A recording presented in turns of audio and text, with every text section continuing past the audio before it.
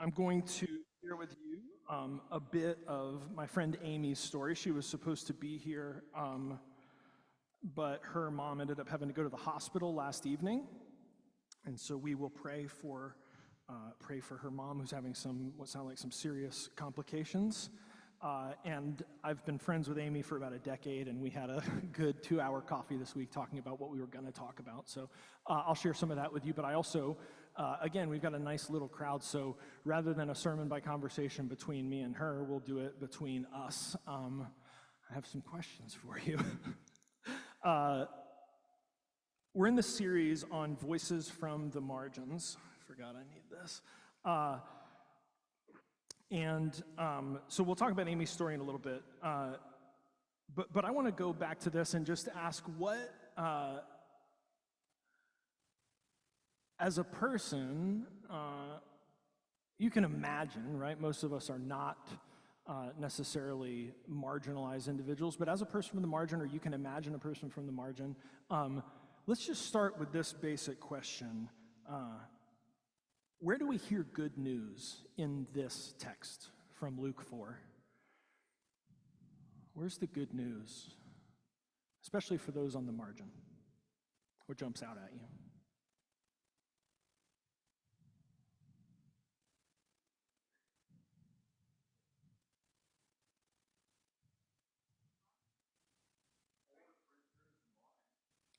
The poor, the prisoners, and the blind. Okay. Okay.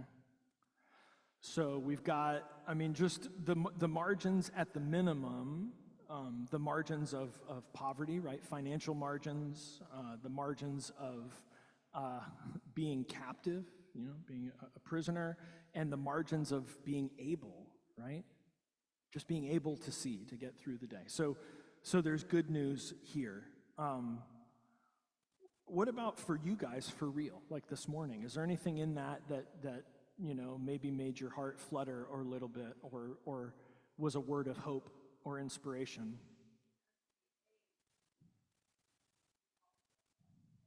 Yes, yep. As you age, you move further from sort of the norm and our sort of youth-obsessed culture. Yeah, absolutely. According to Jesus' own purpose statement, God has come to those on the margins in a special way. And so we are attempting in this season to include voices from the margins in our worship so that we can hear from God in a special way also. And so often it's the stories of those on the margins. It's not the biblical main characters who become the ones who encounter God most profoundly. And many times they encounter God most profoundly, not in temples, but on margins. So I wanted to ground us in this, sort of the series as we move into today's sermon conversation. So that's sort of what I would call like the grounding text of the series, the voices from the margins. In seminary, they called it God's preferential option for the oppressed, or preferential option for the poor, that God goes to those on the margins and sets them free, even and into every margin of our own hearts. God sets us free. This morning's text is from Genesis 16. I'm going to read it, and then we'll talk about it. This is the story of Hagar. Now Sarai, Abram's wife, bore him no children.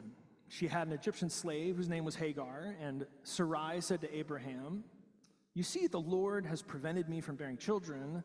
Go in to my slave. It may be that I shall obtain children by her." And Abram listened to the voice of Sarai. So after Abram had lived 10 years in the land of Canaan, Sarai, Abram's wife, took Hagar, the Egyptian, her slave, and gave her to her husband, Abram, as a wife. He went into Hagar, and she conceived, and when she saw that she had conceived, she looked with contempt on her mistress. Then Sarai said to Abram, "May the wrong done to me be on you. I gave my slave to your embrace, and when she saw that she had conceived, she looked on me with contempt. May the Lord judge between you and me." But Abram said to Sarai, Your slave is in your power. Do to her as you please." Then Sarai dealt harshly with her, and she ran away from her. The angel of the Lord found her by a spring of water in the wilderness, the spring on the way to Shur. And he said, "Hagar, slave of Sarai, where have you come from, and where are you going?" She said, "I am running away from my mistress Sarai." The angel of the Lord said to her, "Return to your mistress and submit to her." The angel of the Lord also said to her, "I will so greatly multiply your offspring that they cannot be counted for the multitude." And the angel of the Lord said to her, "Now you have conceived and shall bear a son. You shall call him Ishmael. For the Lord has given heed to your affliction. He shall be a wild ass of a man, with his hand against everyone, and everyone's hand against him, and he shall live at odds with all his kin." So she named the Lord who spoke to her, "You are El Roi," for she said, "Have I really seen God and remained alive after seeing him?" Therefore, the well was called Bir Lahai Roi. It lies between Kadesh and Bereb. I know you were wondering where the well lied, but that's where it is, between Kadesh and Bereb. If you are like me, and I've had this conversation with Debbie and Ron more than once, sometimes we come to church, we read the Bible, and we often wonder who decided what would be included and why, right? I mean, some of the story sounds like the kind of stuff you would watch on TV these days, right? The Real Housewives and like Sopranos mixed with all this stuff. So what is the modern wisdom from this ancient story? Where is the living word in this increasingly ancient text from a totally different world? It takes faith to find it, to find the wisdom, to find the guidance. Let's try together. Hagar is an enslaved, pregnant, foreign woman. She is mistreated by her religious community, and yet she is seen, she is named, and she is blessed by God. And so even this is a probably 4,000-year-old story, or maybe more, we're still seeing in it the critique of marginalization within holy systems. When I first joined the team at this church, we were in a year-long series on recovery. And we spent a lot of time talking about how the church had been complicit in marginalization within holy systems. People of color, of queer people, of people who are different than us and understand their higher power differently than us. So divine seeing and hearing beyond religion, right? This comes up in the story as well. And the sacred worth of outsiders. So park these thoughts for just a minute, and I want to share with you a little bit about Amy's story. Amy Filson is a member of our session, our leadership team, on the sort of organizational and administrative side. I shared that we've been friends for over 10 years now. She helped to found and plant a ministry out of a church that I had planted a little over a decade ago. It was the first LGBTQ kind of plus safe zone space in Volusia County at the time, so we were innovating together. She is the CEO of Chase Academy and Chase Therapies, which works with kids with autism and their families right here in Daytona Beach. And I've had the privilege of having some very difficult conversations with Amy over the years. When she and I got to know each other, we spent a lot of time kind of unpacking a lot of her religious trauma, and she was good enough to be willing to be interviewed on video for like promotional kind of stuff for our church, which was amazing. And so we've been through some of these tough stories, and I want to share, she has what's called intersectional identities, lots of different overlapping ways that she could be marginalized, but we were going to talk this morning specifically about her background as a spiritualist and her as a queer person. These voices, which put her on the outside of modern Western evangelical Christianity as a spiritualist, we'll talk about what that is, and then outside of the Western evangelical heteronormativity, right? Which is that everything is straight and same-sex. What did it look like, you imagine, for Amy growing up as a spiritualist in Florida? What do you think that might have looked and felt like in elementary school or middle school? Sad. Why? What do you think? What do you think the experience might have? What could have that felt like? Weird. Yeah, so to feel isolated, to feel different, right? At a time when, during ego development, when the thing you crave more than anything is to be a part of a tribe, to be told you're an outsider. Ooh, abandoned, yeah. Yeah. Ooh, yeah, abandoned by your own faith. So what's the experience? Yeah, she shared it was a lot of hiding and a lot of rejection, which you guys just said. Yeah, she said a lot of not talking about it, and even within her family, a lot of not talking about it, right? Just too difficult to even get into, and that sense that you have to hide it because other people won't understand. And then in her own early religious experience as a queer person, clear experiences of rejection, but even more than that, the clear message of conversion therapy, which was suggested of her and which she was exposed to, which really says to someone theologically, you're not okay, and for you to be okay, God needs to change you, which is a really, really deeply toxic message for someone, especially, again, a child, a young person, kind of developing sexually, developing their identity, developing healthy ego, can be tragic. So this was her experience, hiding and rejection. What do you think, let's just cut to the chase and say these are not just hateful bullies, and that where their marginalizing behavior comes from is actually fear. So let's empathize here with the person doing harm to our friend Amy. What are they afraid of, right? What are they afraid of by this young spiritualist, young queer person? Difference.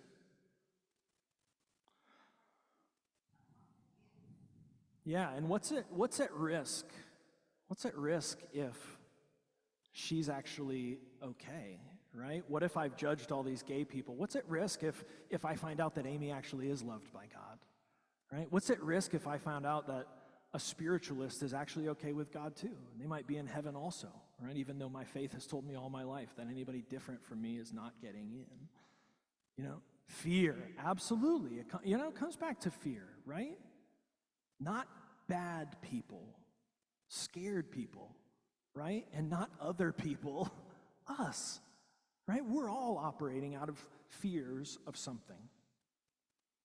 Yeah, anything other than the familiar very quickly gets labeled as the occult, devil worship, new age, dark magic, the dark arts, right? And the issue is, at best case, it gets dismissed as woo-woo, right? Oh, new age woo-woo. Worst case, it's turned into what's called spiritual warfare, right? And then we're really dealing with power, and we're dealing with a religiously sanctioned connection between power and violence, which gets pretty scary pretty quickly. So you can imagine this is not a fun thing for someone.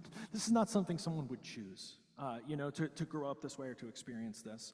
And from the LGBTQ perspective, that fear that any expression beyond the norm it is a threat to me. But it's not, right? It's not a threat to anyone's sexuality. It's only a threat to injustice, to love everybody and include everybody. This is the stuff that Jesus says he will set people free from, which I hope is equally good news today, as it was a couple thousand years ago when Jesus said it, as it was when Hagar experienced it a couple thousand years before that. So what is this? I would ask Amy if she were here. What's the truth? What is spiritualism, and who is she as a spiritualist? And then who is she as a modern queer Christian?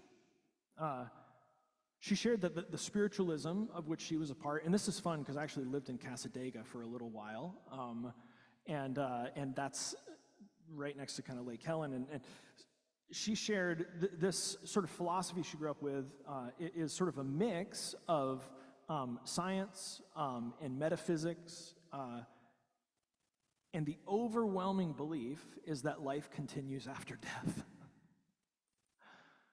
Right? And she was marginalized for that.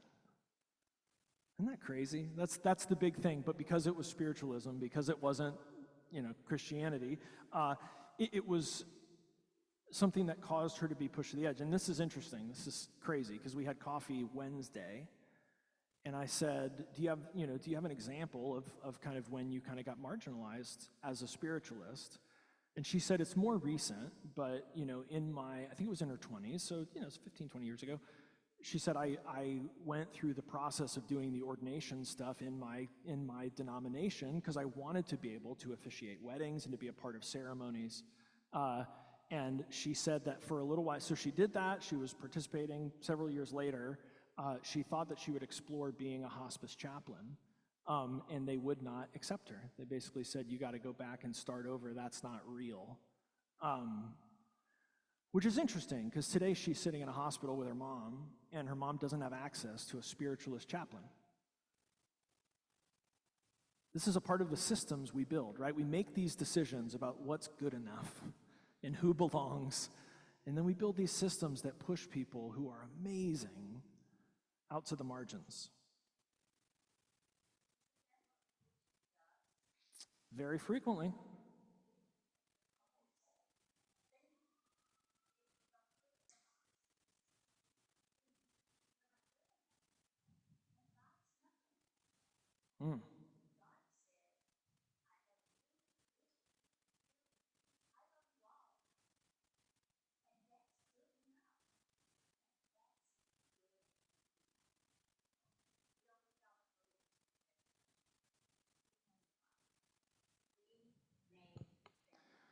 God loves everybody. That's good enough. We don't need the rules and regulations because we made them up. Well, I feel like that's a verse to a song. Somebody should write that down. Yeah, you sound honestly an awful lot like Jesus. You've heard it said, but I say.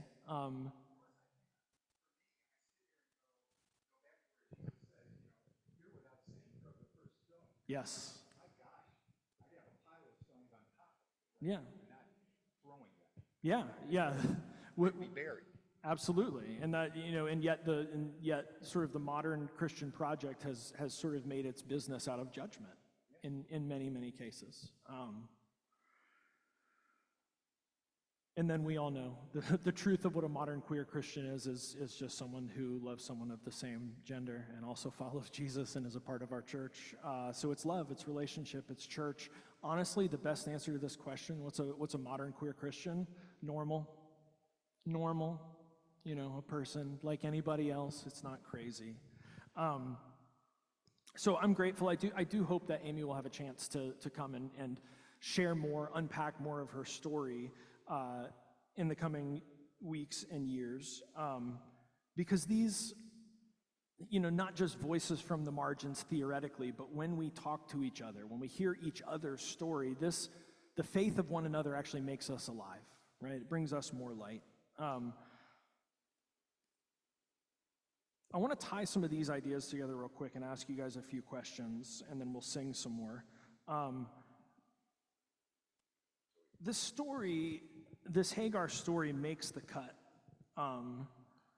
And at the first read through, I was like, whew, okay. But then I spent a couple weeks with it, and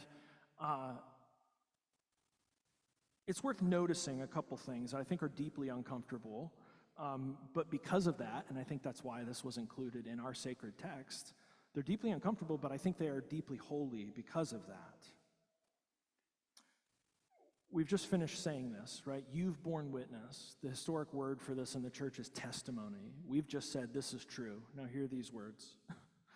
Hagar is harmed not by the enemies of God, but by the people of God. Hagar is harmed not by the enemies of God, but by the people of God. That makes the cut. That ends up in our Bible for the same reason Debbie and Ron are sitting here going, should we throw it all out? Right? We've got this pattern of hurting people and pushing them to the margins. She's abused and cast out by Abraham and Sarah. Look, I don't expect you guys to know anything about the Bible. I took a Bible competency exam so I could pass seminary. I couldn't say all the books right now. And I honestly think God's okay with that. There's no quiz, right, to get in. But if you don't know, Abraham and Sarah are heroes of the faith. Heroes of the faith. They're the bad guys in this story, right? She has to run away from God's heroes to find God in the wilderness, for God to find her in the wilderness. She's abused and cast out by Abraham and Sarah while doing what they told her to do. This is not rare. This is what's happening more, and thank God it's coming to light. The abuse, the scandals, the cover-up, it's got to, right? Because there is goodness, there is gospel, there's good news, there's truth, that there's a kingdom of heaven that can become real in this world, but not with these toxic systems, not with systems that are built to push people to the edges. Her suffering wasn't outside the system of faith, it was inside it. Sometimes the voices from the margins are calling from inside the house. I think this is a Scream reference, but I don't know. One of those horror movies, right? Where the killer calls, and you realize about halfway through the call, they're inside the house. Yeah. I mean, a lot of the voices that are crying out from the margins are doing so many times from within the church, if we have ears to hear.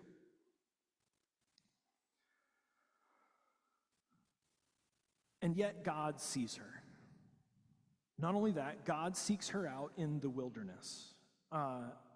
I want to ask you all, have you had the experience? Many of us have been at this a while, right? I came to faith at 16. I'm coming up on my mid-40s, so I'm here, coming on 30 years of trying and failing and choosing not to, and then coming back to following Jesus. Has God sought you out in the wilderness of your faith? If you're willing to share, just give us a couple words. We were about to get divorced, and then I encountered God. Yeah, tell us. Where did God find you? Oh, yeah, let's pass that mic around. That'd be great, because folks online, I do want you to be able to hear us, too. When I work, a lot of people come up to me for support, and I'll tell them, sometimes I don't understand the Bible and Jesus' ways, because that's me. And the other day, they gave me a Bible, and I handed it back to them. I said, I'm sorry, but I understand the Bible and Jesus in my own way. Yep. And they have accepted that. And they still come up to me for support and guidance. And I'm like, wait a minute. And I'll look at that Bible, and I said, well, if you and I can understand it together, I think we'll be okay. How beautiful. Thank you so much for sharing that. Man, that gives me chills. I've been for a while thinking about doing a podcast, and some of it will be based on kind of looking at the historical Jesus. And Jo, my wife, has been very interested in kind of being a part of it. And I was thinking that this week, one of the immense values of her presence in the podcast will be that she doesn't know the Bible, but she does know Jesus. And there are times in my life where I would not have thought that was possible. Right? Because I was a part of a faith system that said, well, she can't. No, not outside the Bible, right? Not outside my understanding of the Bible, right? Anybody else? Where has God found you in the wilderness? Henry? I'm still trying to learn the Bible and know God more. Ever since I've been going to this church, it's hit me. And I don't know how, I really know how to explain it, but I have God in my heart, and I want everybody else to. Amen. You don't need to explain it. You can explain it. We can't name the unnameable, but thank God. Love it. Thank you, Henry. Yeah, Nancy. Come on up, Gary. Thank you.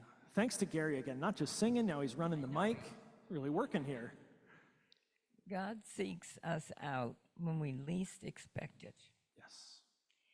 And we can say yes or no. But then he will come again when we least expect it, when we're needed, when we need him. Yes. Yeah, which is tough, right? Because we've all of us grown up in a system called capitalism that tells us that there's a way to affect anything, right? Anything has a price, even God. And so if we can figure out how to ritual right or pray right or believe right or act right or, well, then maybe we can get God to do what we want, but it doesn't happen that way, right? God is an event that arrives to us, right? An inbreaking, not something we design. And yes, we can form practices and we can live our lives like this. So when the event happens, we're ready to celebrate it and be grateful for it. But we don't make it happen. It finds us in whatever wilderness we find ourselves in. God seeks her out in the wilderness. God calls her by name. Ooh, let's get a little more personal. Have any of us ever felt like God called us by name? Maybe not even your given name, maybe another name.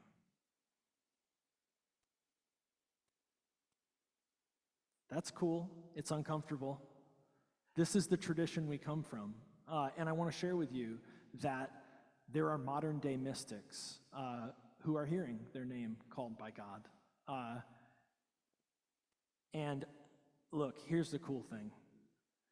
Maybe you're not going to hear it, but God will shape you if you'll practice listening for it, right? That's prayer, that's meditation, that's sitting in silence, that's practicing solitude. Give yourself space where God can call you by name. Ron, talk to me. Oh, yeah. Oh, just a second. Let him go, and then we're coming to you. She just gave it to me. Yeah, go.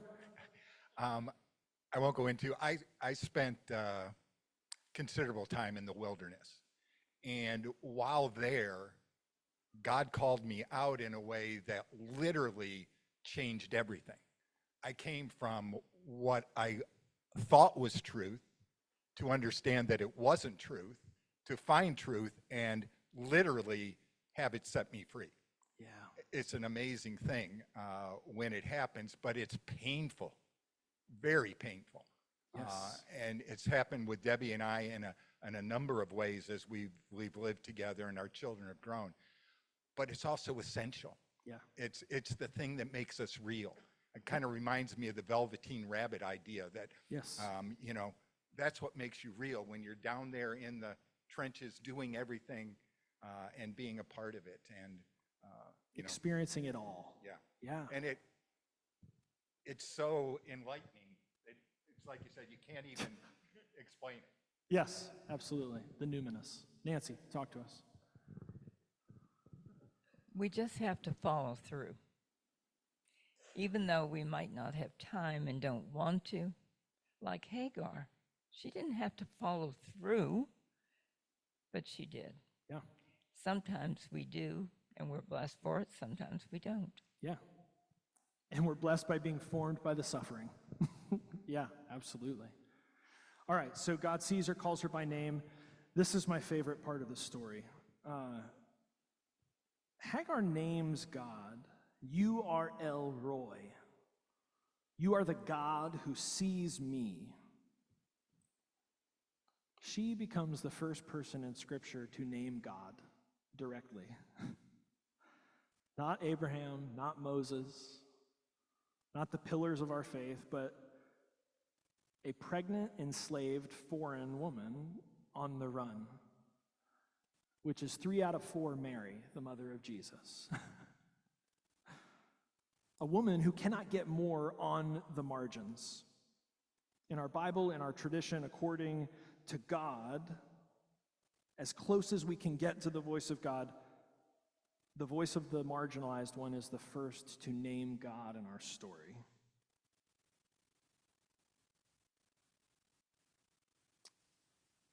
Have you all ever felt in your faith or your practice that a particular name for God was powerful? Or a name that you use in your own spiritual practice or prayer life that you'd be willing to share, that you feel like maybe God gave you that name or that understanding?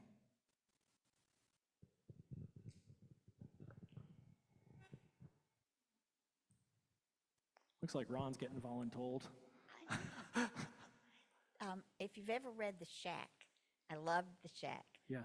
But from then on, I felt like I could call God Mama if I wanted to. Cool. Or not even, anything. It wasn't that I just could say God. Yeah. It was okay. Yeah. It like gave me this release that he can be who I need or she, Yes. but that the universe was one thing and Yeah. I was part of it. Wow. Wow. A name and a sense of oneness together. That seems like how it works. Anybody else? Anybody else want to share? Is there a name for God that has felt powerful or comforting? I feel like I was at a retreat, maybe when I was in youth group, I don't know, a long time ago, but we were singing this song that was like, the chorus was like, Jehovah Jireh, my provider. And kind of one of these little, Jehovah Jireh, my provider, kind of almost like a Hebrew kind of feel to it. But yeah, I think for me, the idea that God is the provider, not in the sense of like a vending machine or a genie, but the source from which all the lessons that we need come. The good ones, the hard ones, the opportunities to be helpful to other people and to be helped by other people.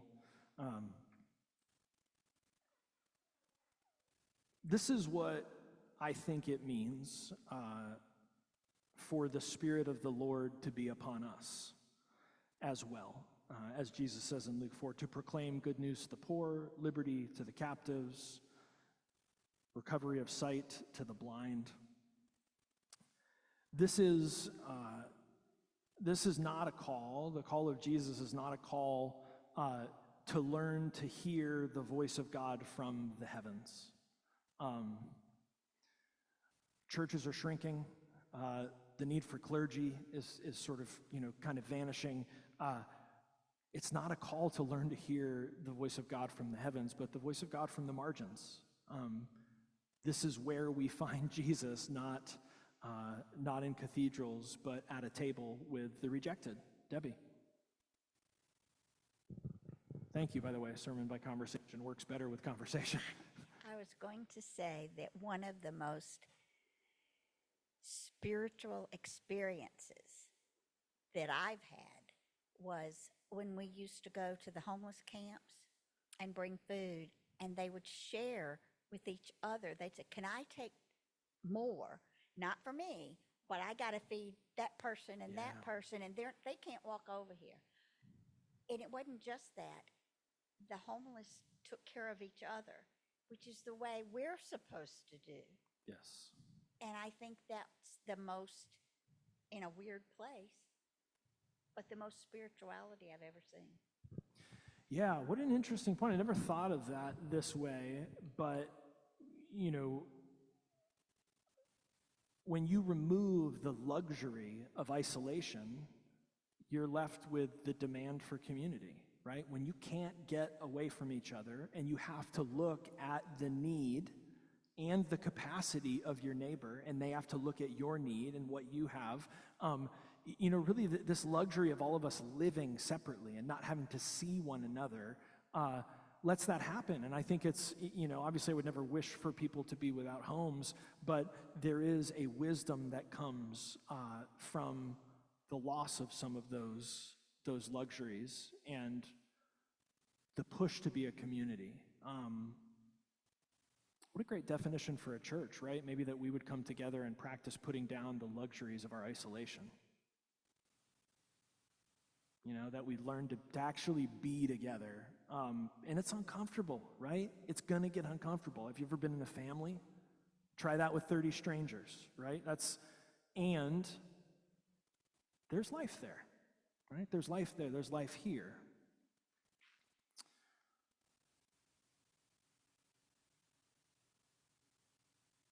This conversation matters. And I suspect you all know, the folks online know, Amy certainly knows what it's like to live sort of caught between these spaces, to be spiritual but feel rejected by religion, to be queer or misrepresented by the church and the culture, to be seen both as a contradiction by the world and to understand yourself to be loved by God. And so we try to listen as the church so that we have the chance, and I think this is why it's in our book, guys. We have the chance to do better, right? If we're the modern Abraham and Sarah, we have the option to do better. We have the option to practice seeing people who are different, listening to them and blessing them. This is where God is already, in the wilderness, with Hagar, with every voice from the margins.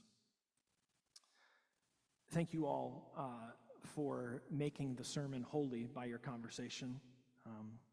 Amen. Let's sing together about the strength of this love in the wilderness of our faith.